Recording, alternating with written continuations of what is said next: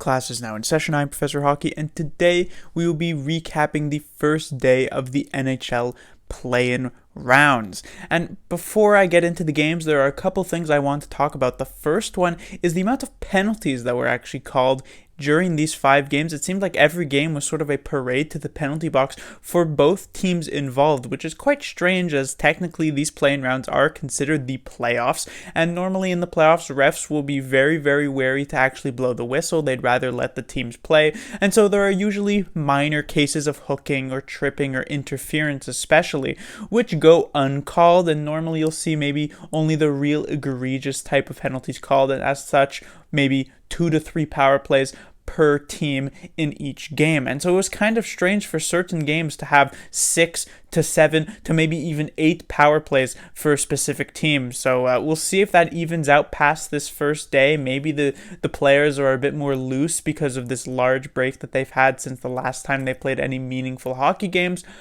But it's definitely something to look out for. The second thing is the in-arena sound from when you're watching on TV. The NHL decided to sort of patch in background crowd noise since the teams are playing in front of no audience. They want to make it seem sort of normal, so they have some crowd noise, which is fine for just normal play-by-play basic passing, but it is a bit strange for when moments happen that are not goals that would normally get a rise out of the crowd. So for instance, I was watching this Hurricanes-Rangers game, and within just the first few minutes, Justin Williams ended up dropping the gloves against Ryan Strome, and of course, in a normal situation where the Hurricanes are the home team, seeing a player like Justin Williams drop the gloves early in the first round of the first playoff game of the playoffs, that would probably get a big rise, but it was just so silent, and so it felt a bit awkward. The same would happen when it was a 2-1 game for the Hurricanes. Lundqvist made a huge save. That would normally get a big cheer out of the crowd, or I guess if it's in Carolina, it would get sort of a big gasp out of the crowd still, and yet that just didn't really happen because the NHL doesn't really plan for something like that. And so while that's not a huge problem, it does sort of lower the hype in my mind. For instance, when I was watching that and I saw Lundqvist make the save, it was sort of just that was a good save from myself, instead of if maybe the crowd was there and the crowd was all hyped up and you feel the energy of it, maybe I'd be jumping out of my seat and saying, oh, what a great save by Lundqvist. And you can even tell the commentator had that issue as well. When Lundqvist made this big save, it was more so just a passing comment of, a nice save by Lundqvist, instead of maybe if the real energy from the crowd was there, he would also be a lot more excited. I mean, just thinking at, let's say, the Sharks beating the Vegas Golden Knights last season in Game 7, that goal by Barclay Goodrow, imagine if that was in front of no crowd, how much less excitement there would be. Obviously, just the base excitement of the Sharks beating the Golden Knights after such a miraculous comeback would be there, but it would be just a notch lower than if there had been no crowd. And I can even imagine Randy Hand's call, which had, is for me historic in a way, just how excited he sounds, also probably would have been dampened without a crowd. So it's a bit awkward, but I guess you have to deal with it in this situation just because of how the world is going at the moment. But the first game, as I'm finally getting into that, was the Hurricanes versus the Rangers. The Hurricanes end up winning 3-2. They played a very solid game here. The Rangers, on the other hand, were actually surprisingly not so great. It started off 1-0 with Jacob Slavin's goal. Then Aho would make it 2-0. Zibanejad would be able to cut in half to 2-1, but Necas would make it 3-1. And while Mark Stahl would get a late goal to make it 3-2, bring it to within 1, that would be the end of it. So a solid game from the Hurricanes. The good news here for the Hurricanes is that they played extremely well, and also Mrazek was quite solid. They managed to shut down most of what the Rangers wanted to do. The Rangers were, of course, known to be a very, very high-scoring team, a very offense-first style of team, and so the Hurricanes limiting them to just 2 goals and not many chances was quite impressive.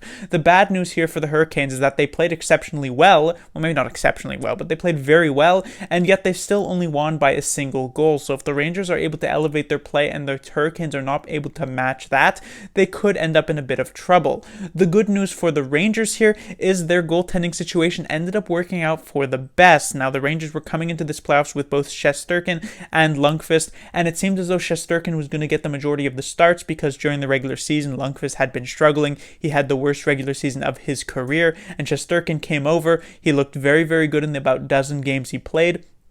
But Shesterkin was ruled unfit to play for this game 1. Lundqvist had to step in, and he was quite solid. He did end up losing, of course, let in 3 goals, but he could have potentially let in more if he did not play very well. As I said, there was the great save I was talking about earlier, but there were a couple of those types of moments. And so going into game 2, even if Shesterkin is healthy, I'd be surprised if Lundqvist doesn't get the net. Of course, the bad news for the Rangers is mostly everything else. They did not play particularly well. The big one, obviously, that stands out is Artemi Panarin. He was a big free agent signing for the New York Rangers, and he was one of the best players in the league during the regular season, but he was mostly invisible in this game. The Rangers need him to step up and quickly, because all of these series are best of 5s instead of best of 7, so there's not really a lot of time to slack off.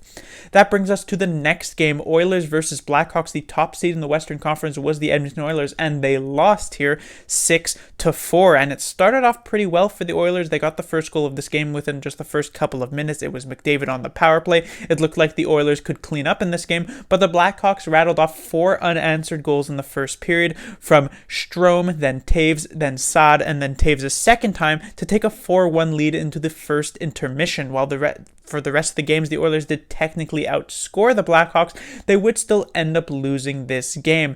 It would be Draisaitl who'd make it 4-2. However, then 2 goals from Kubalik would make it 6-2. And when it came to the last few minutes, the Oilers made it somewhat interesting with goals from Neal and Nugent-Hopkins, but there just wasn't enough left in the tank, and the rest of the time ran out with the Blackhawks winning. Good news for the Chicago Blackhawks is that they were able to win the even strength battle. It was quite good for them. They outscored the Oilers 3-0 in that regard, and just that they were able to match the Oilers offense, and not only match it, but actually surpass it in this game. I also should point out that while Crawford did let in 4 goals, there were some solid moments for him. He was a big part of why the Blackhawks were able to hold off the Oilers at even strength, so a solid game for the Blackhawks certainly. The main bad news is that while the Blackhawks dominated even strength, their special teams got dominated. Of course, the Oilers had a historic power play during the regular season, and the Blackhawks just seemingly were not prepared for that. The Oilers scored 3 power play goals and a 6-on-5 goal at that.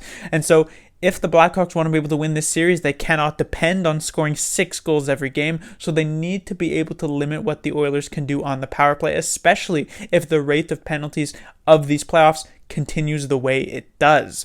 The good news for the Oilers is that, of course, their power play was so strong, and it's seemingly that they have solved this goaltending controversy, I guess. They came into this wondering whether they should start Mike Smith or Mikko Koskinen, and they went with Mike Smith. He had sort of the playoff pedigree. He had looked pretty good in the past while playing in the playoffs, but it was a bit of a mess. The first goal, certainly by Strome, was completely on him. Misplay while trying to play the puck. Would eventually get pulled after the 5th goal, but Koskinen looked pretty good. He let in an early one to Kubalik, but otherwise was solid, so I suspect Koskinen will probably get the rest of this series if things go well.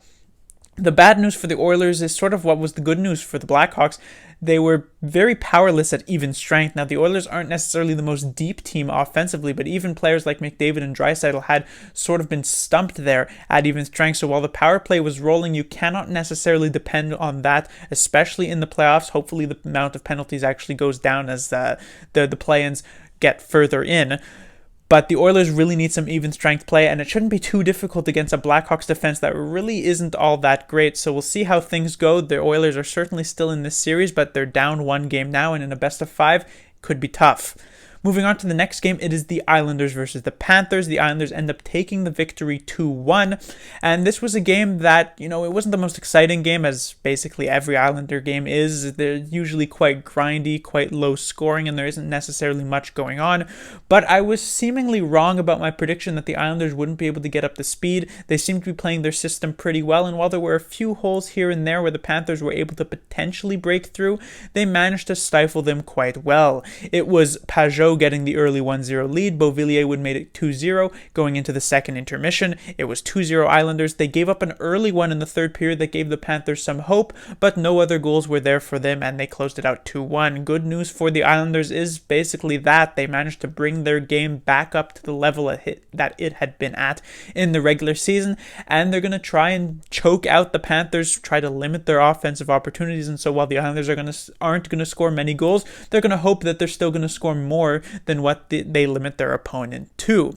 The bad news for the Islanders is a similar style of bad news to what the Hurricanes had from their game, is that this was still a one-goal game. It was a game that was decently well played by the Islanders, but if the Panthers could have capitalized on some of those opportunities the Islanders did indeed give them, I could have been singing a different tune here. The Panthers only needed one goal to tie it up and could have potentially brought it to overtime and potentially won there. So I know the Islanders do play close games, but they walk a tight rope. It's the big reason why last season they swept the Penguins in the first round 4-0, but in the second round got swept themselves by the Hurricanes, because it's not necessarily the easiest thing to depend on one-goal games to go your way each time.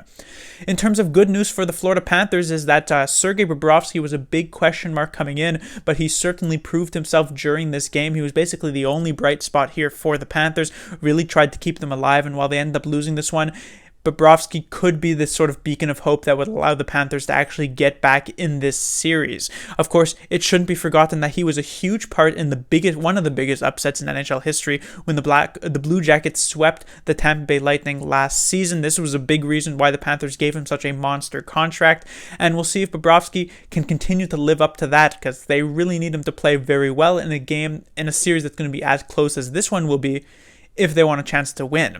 The bad news for the Panthers is basically everything else. The defense was still not that great. They gave up a lot of very solid opportunities to the Islanders, and the offense was pretty much non-existent. I mean, for, let's say, a player like Alexander Barkov, who for me normally stands out in basically every game he played, was almost invisible in this one for me. So that was a bit disappointing to see. The Panthers absolutely need their top players to be able to step up if they want to take down this Islanders squad. Moving on to the next game, it was the Penguins versus the Canadiens, another top seed, this time in the Eastern Conference, taking out the bottom seed in the Eastern Conference. And like the Oilers, the Penguins also happened to lose.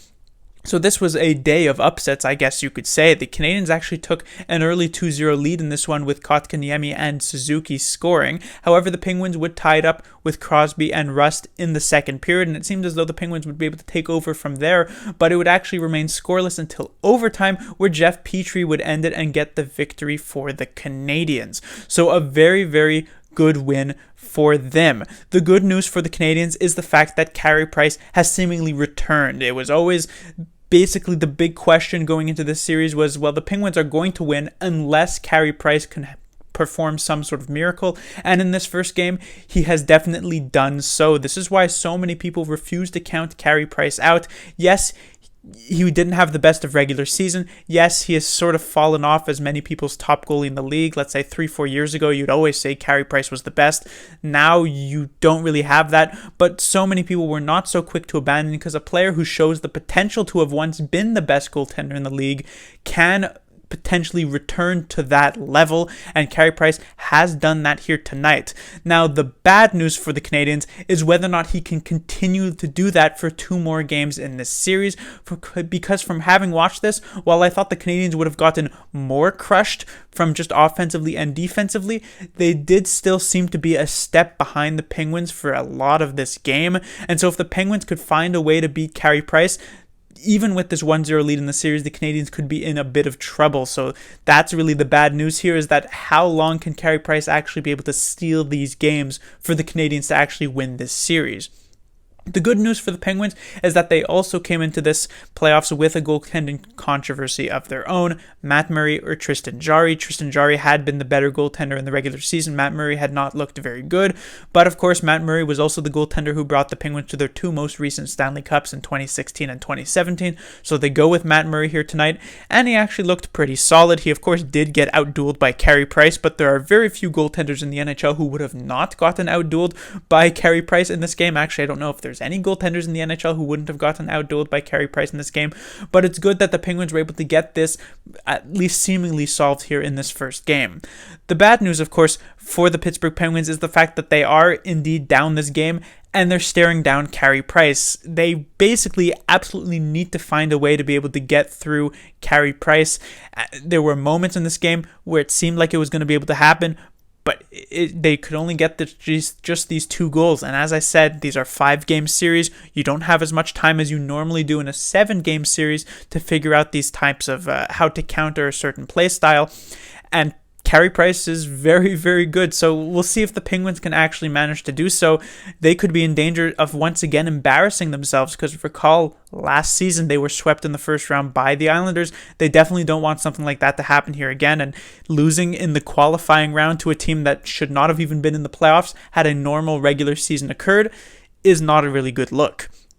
And finally, the last game of the day, the Flames versus the Jets. This was probably, the Jets were probably the worst team on the day, if I had to say. It was just not a very good performance from the Winnipeg Jets, but a solid one from the Flames as they take it 4-1. The Jets actually got the first goal of this game with Andrew Kopp, but the Flames would score 3 unanswered: Goodrow, Reeder, and Backlund, and then finally an empty netter from Mangiapane to take the victory. The good news, of course, for the Calgary Flames is, like some of the other teams here, they came in with the goaltending controversy, whether or not they'd go with David Riddick or whether or not they'd go with Cam Talbot. They went with Cam Talbot here tonight, and it worked out quite well. He only let in the single goal, and while the Jets didn't necessarily pressure him so much, it was still a solid game from Cam Talbot nonetheless, and he'll likely continue to keep the pipes at least until, let's say, some sort of disaster were to occur, if that were to occur. And of course, the rest of the good news could also be that the Flames just played a very solid game offensively and defensively. The main bad news here for the Flames is that since there were so many penalties called in this first day, but the Flames seemingly took the cake in that they gave the Jets 8 power play opportunities, and while the Jets did not capitalize on a single one, which is pretty surprising, it's not a very good look to give another team 8 power play opportunities. The Jets, certainly a fluke here that they couldn't get a single power play goal. The Jet Flames definitely don't want to replicate something like that, so while the penalty kill was solid, clearly, you don't want to have such a march to the penalty box.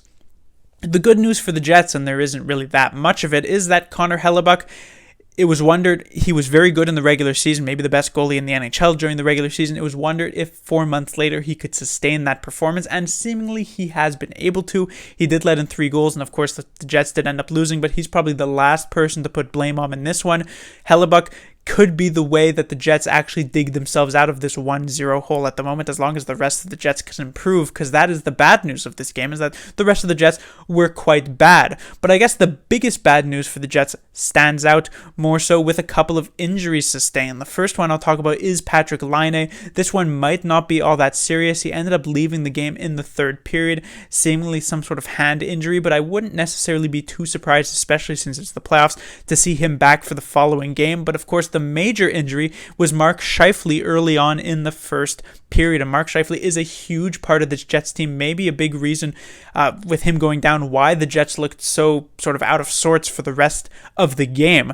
But this one looked a bit more serious. I would be kind of surprised to see Mark Scheifele back in the next game. I'd be pretty surprised to see him back for even at any point in the rest of the series, and considering how this first game went, it's possible Scheifele doesn't play another playoff game this year. So certainly the first big injury of the playoffs. Most of these teams came into the qualifying round completely healthy because of the massive breaks since the regular season, and this is the first injury, or at least the first big injury sustained thus far.